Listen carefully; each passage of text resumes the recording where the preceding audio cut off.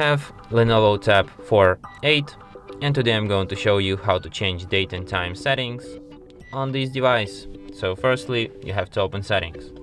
Then scroll down and go to the date and time section.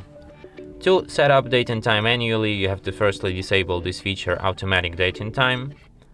Here you can set your date, here you can set your time. You can also set your time zone here, and you can change your time format from 24-hour to 12-hour. And that's it. Thanks for watching.